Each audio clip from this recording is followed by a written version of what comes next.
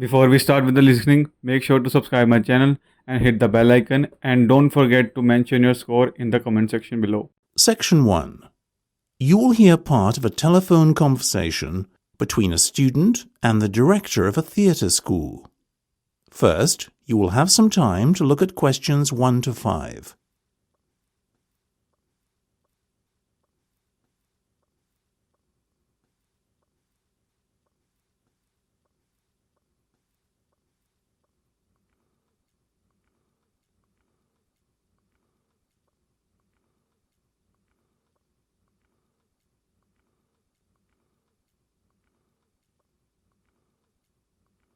You will see that there is an example that has been done for you.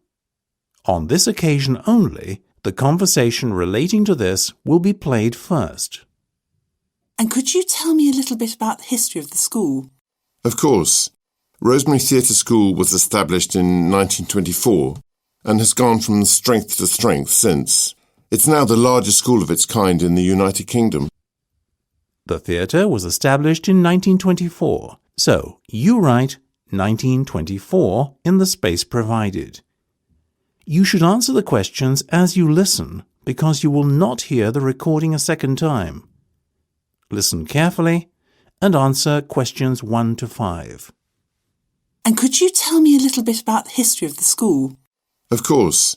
Rosemary Theatre School was established in 1924 and has gone from strength to strength since. It's now the largest school of its kind in the United Kingdom. I see. Yes, and did you know we were awarded His Majesty's Certificate of Excellence in 1950? That was perhaps our proudest moment. Very impressive. And in more recent times? Well, a lot has changed.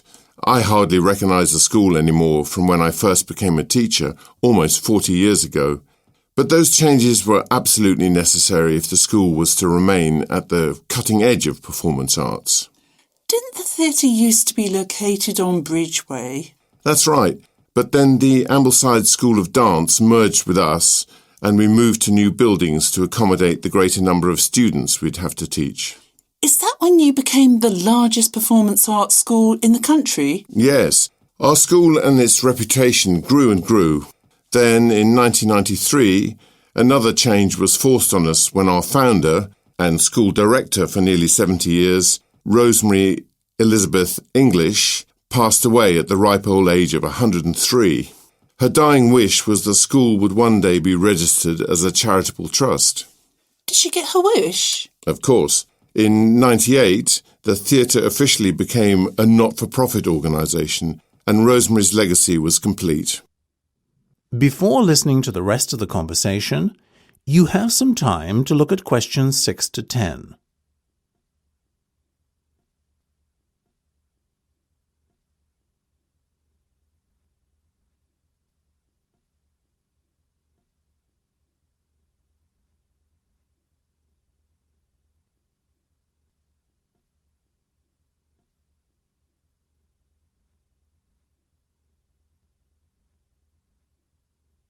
Now listen and answer questions 6 to 10. Thank you so much. This information is just what I need for my school project. Oh, glad to be of help, Maeve. You mentioned you were quite passionate about theatre and music yourself. I love them to bits. Excuse me, very much. Have you ever considered applying to become a student at our school? I don't suppose I have. I never thought I'd be good enough. Well, tell you what, why don't you tell me a little bit about your background? I'll fill out an application form for you over the phone, and we can just see what happens after that. What do you think? Wow, that would be great. OK, let's go through the first few pages then, shall we? I have your name and age. Tell me about your past experience in performance arts. Well, I'm a member of my local drama club and have toured with it around the country. I've also been going to acting classes since I was about 3 years old. Marvellous. Anything else? Well, each year at school we do a school production of a Shakespearean play. Very nice. Did you act in some of them? No, I directed them. I did The Merchant of Venice, Macbeth, Hamlet, you know. Have you not acted at all then? Not recently. I used to a lot when I was younger. Interesting. And which route would you prefer to go down? The acting or directing one? Maybe both. How ambitious. Now, any achievements of note? Well, I got the grade 8 on the piano. Was that certified, Maeve? Yes, by the Royal Academy. Great. Anything else? Well, yes, I did do a course in modern dance at Trinity and I'm currently studying ballet at Chelmsford College. That's the end of section 1. You have half a minute to check your answers.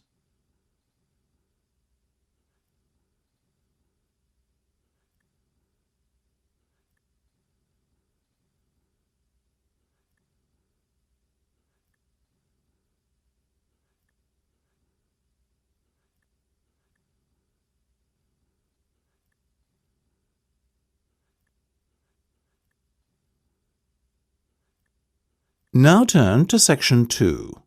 Section 2. You will hear a tour guide talking to some tourists. First, you will have time to look at questions 11 to 16.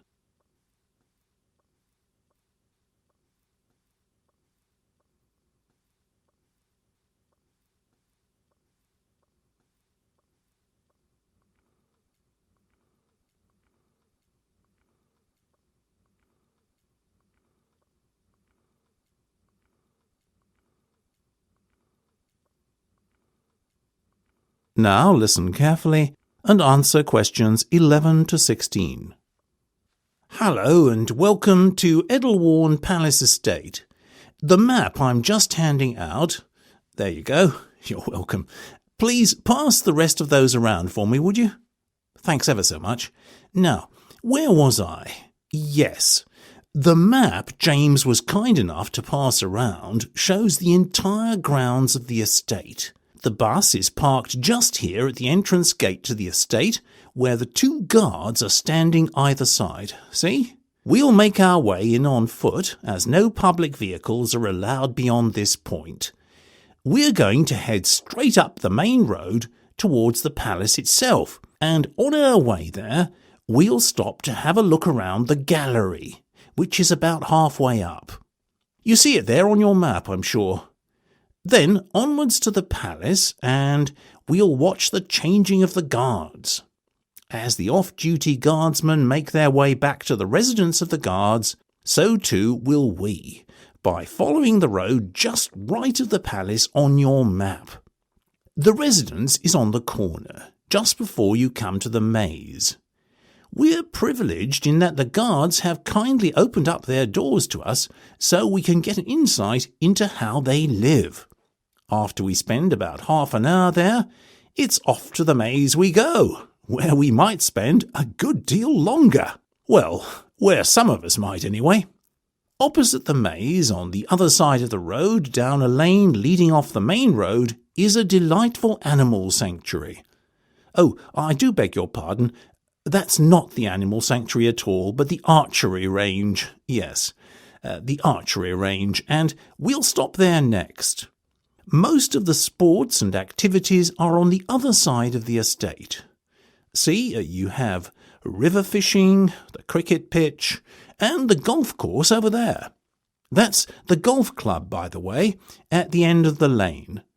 We'll be lunching there a little later this afternoon. It's a beautiful area overlooking the forest and lake, and you can see the golf course itself right beside it. But back to the archery range now, and on from there we'll be stopping off at the observatory, which is more than 100 years old. It's on the way back to the main gate just after the animal sanctuary. Yes, there's the animal sanctuary and the birds of prey exhibit, which is unfortunately closed at present. We might take in the animal sanctuary after lunch if we've time, but I think we'll avoid the petting zoo, which is up that lane towards where the deer graze.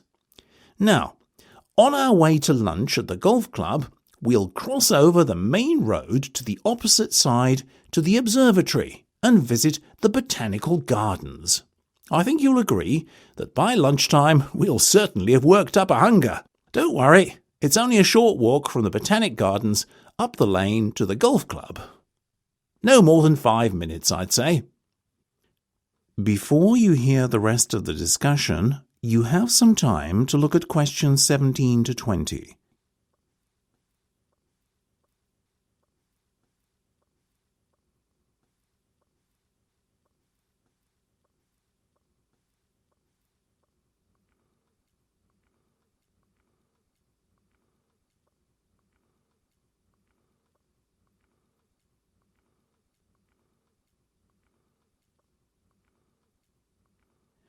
Now listen and answer questions 17 to 20.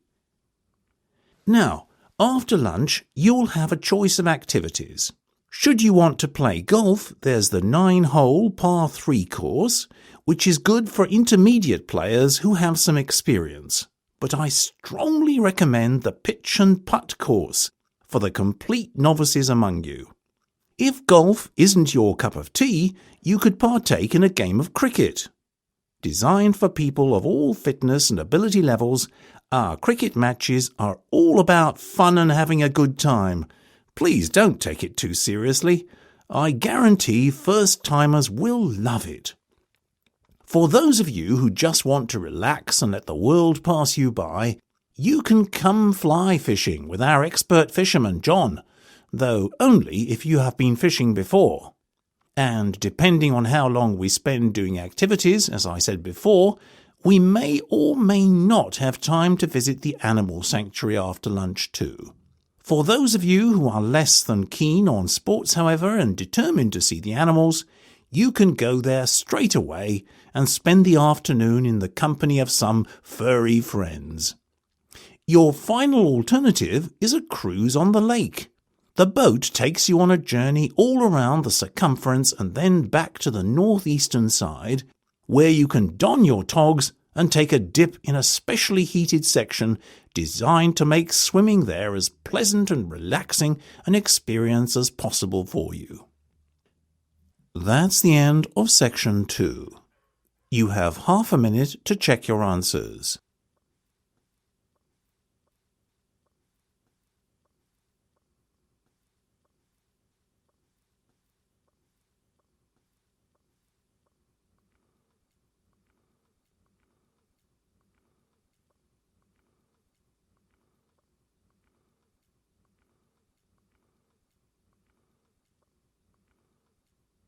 Now turn to Section 3.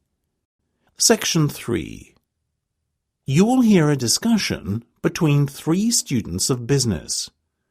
First, you have some time to look at questions 21 to 26.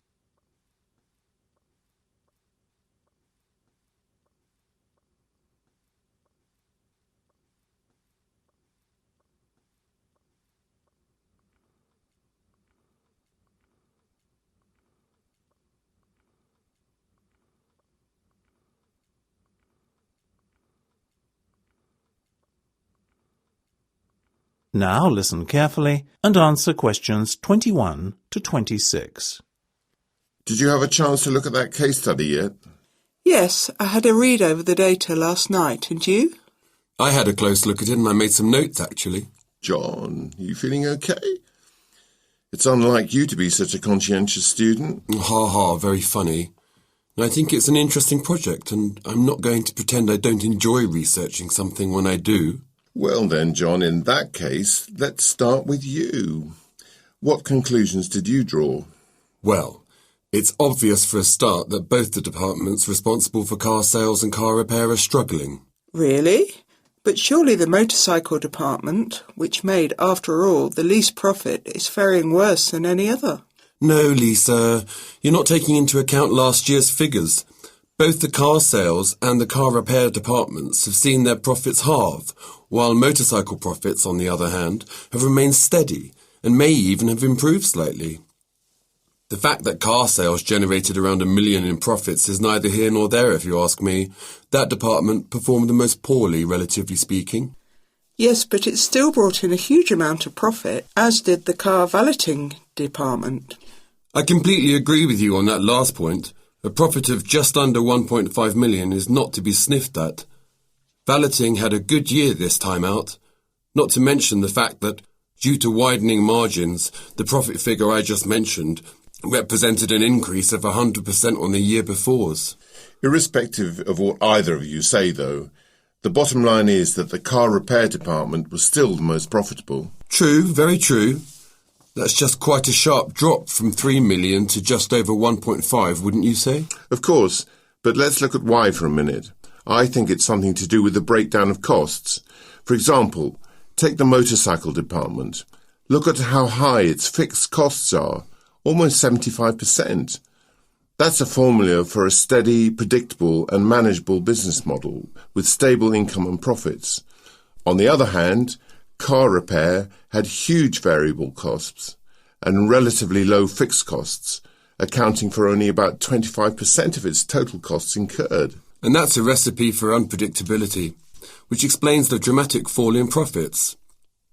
The car repair department has got to reduce its variable costs and increase its fixed costs if it's to start posting consistent returns. I see what you're saying there, and I completely agree. But what about the car sales department? What explains the fall in profits it experienced? Look at the marketing expenditure. It spent most of its marketing budget in the last quarter. That means the effects of the marketing push might not be felt until the next year. So maybe the figures are a little misleading. And perhaps that's why car valeting did so well. Its marketing department spent most of its budget in the first 2 quarters, so sales and profits were noticeably up for the rest of the year. The question is, will car valeting continue to perform so well into the new year? Before you hear the rest of the discussion, you have some time to look at questions 27 to 30.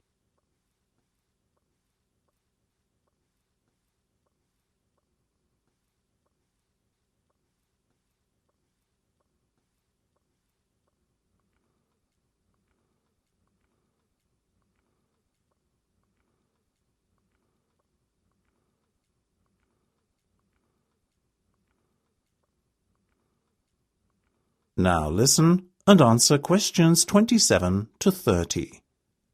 I think there are several factors to consider when trying to answer the question. 1. Can it keep its variable cost low? 2. Is the economic recovery going to continue? And 3. Is the cost of equipment maintenance going to rise? In answer to your first question, yes, I believe that is one of the key strengths of the car valeting department. Variable costs are low and fixed costs are predictable in this market, and that is not going to change.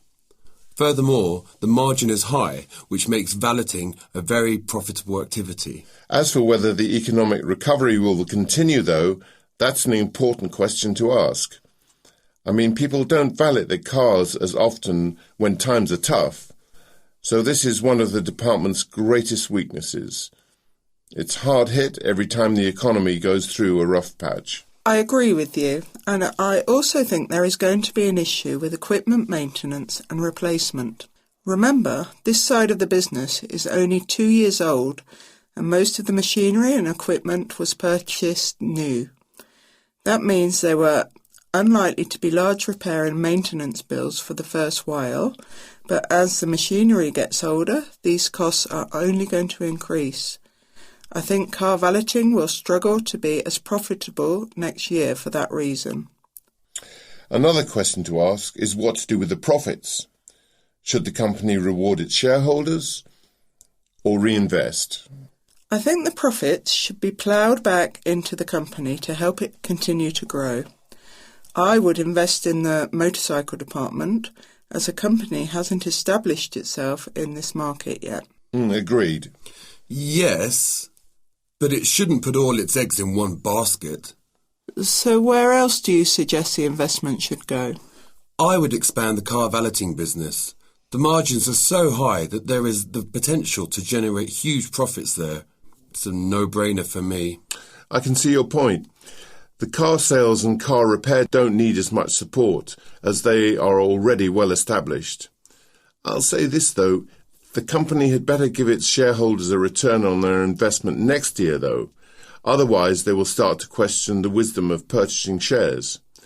After all, what's the point in investing in a profitable business if you don't enjoy the fruits of your investment? That's the end of section 3.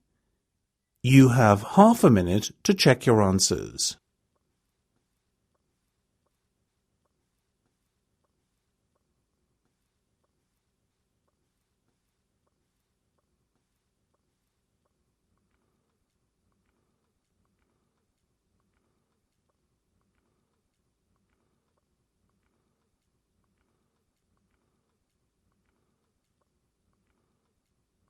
Now turn to section 4. Section 4. You will hear part of a talk about the Great Pyramid of Giza. First, you have some time to look at questions 31 to 40.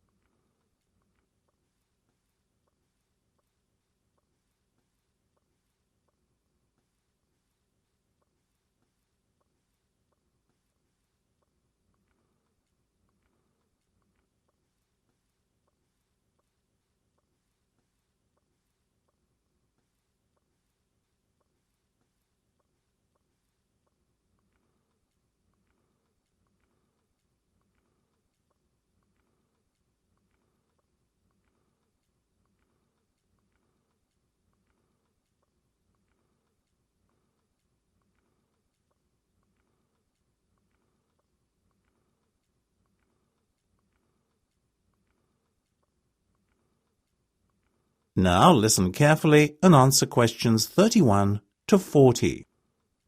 Thank you for coming along today. Archaeology has been my life's work, and it is an honor to be able to share that which I love with the wider public, and to hopefully instill a similar passion in some of you here today, and who knows, maybe inspire the next generation of archaeologists. Now, if you have researched my background, you will know that for most of my career I have worked in Egypt.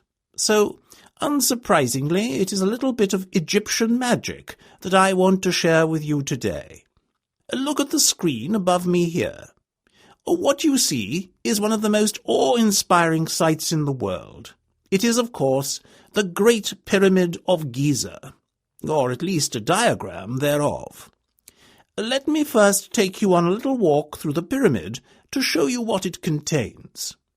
Leading down the passageway from the entrance takes you to the subterranean chamber. Now, for any of you taking notes, let me spell that. Subterranean. S-U-B-T-E-R-R-A-N-E-A-N. Spelling has always been a weakness of mine too, so never mind. Now, no one really knows what this was meant to be, but some speculate the king may have originally built this burial tomb here and then changed his mind. If we wander back up towards the entranceway and then take 2 lefts, we find ourselves in another chamber, almost directly above the subterranean one. This is called the Queen's Chamber, but not as its name suggests, because it was the burial place of the Queen. In fact, many Egyptologists believe this chamber housed the pharaoh's spirit. If we wander back out of the Queen's chamber, we re-enter the main passageway in an area where it gets considerably wider. This widened passage is the Grand Gallery, thought to have been built as a glorious entranceway to the king's tomb. Have any of you noticed the 3 smaller passageways here? Here and here. 2 of them leading out of the upper sections of the pyramid. These are not in fact passageways at all, but rather air shafts that were necessary to maintain a supply of oxygen for slave workers as the building work was going on. 2 of the air shafts lead into the signature room of the structure, the King's Chamber. It was inside this tower-shaped room that the pharaoh's body was laid to rest, Magnificent, isn't it? Such an amazing feat of engineering, and to think that it's more than 5,000 years old. It's hard for us today to appreciate just how much of an achievement it was to build a construction of this kind so long ago. But to put it in perspective a little, bear in mind that the Egyptians had no motorized equipment, no computers to make difficult calculations as to the structural integrity of the building, no lorries or trucks to transport building materials, etc.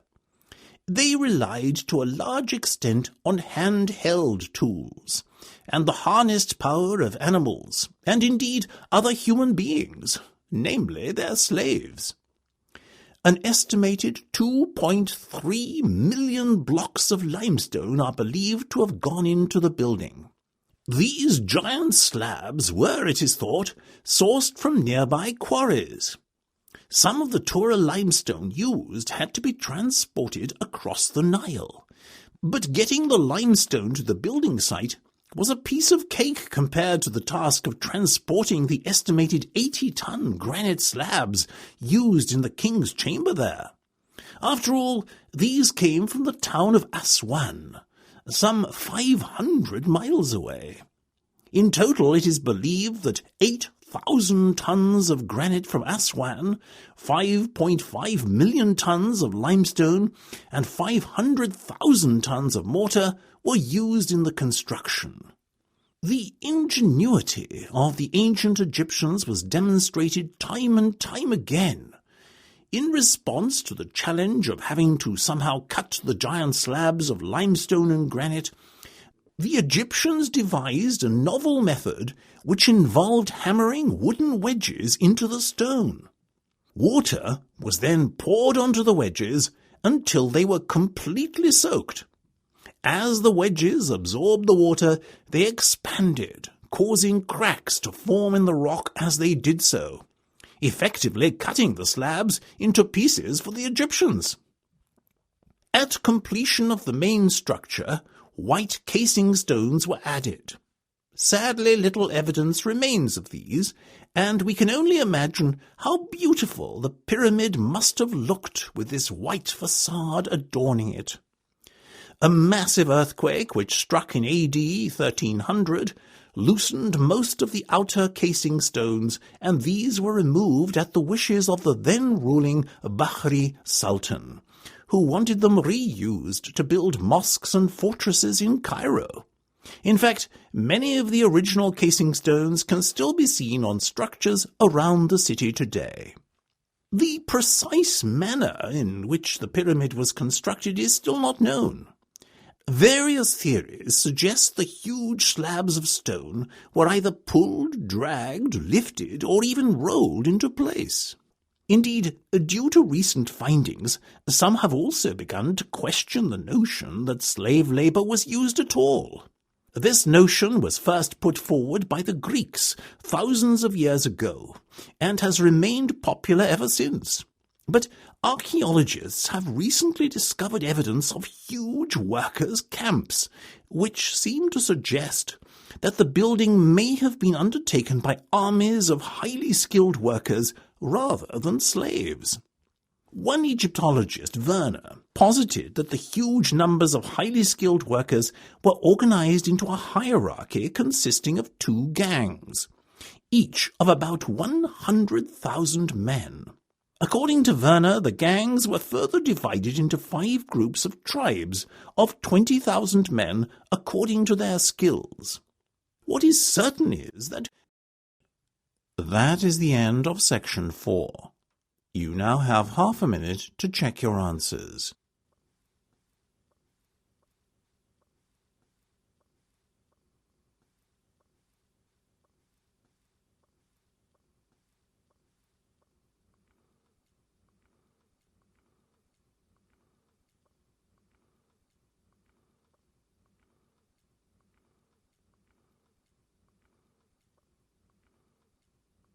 That is the end of the listening test.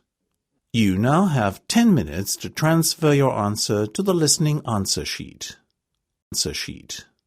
अगर आपने मेरे channel को अभी तक subscribe नहीं किया तो make sure to subscribe my channel, hit the bell icon and like this video for daily IELTS content. And also guys, don't forget to mention your score in the comment section below.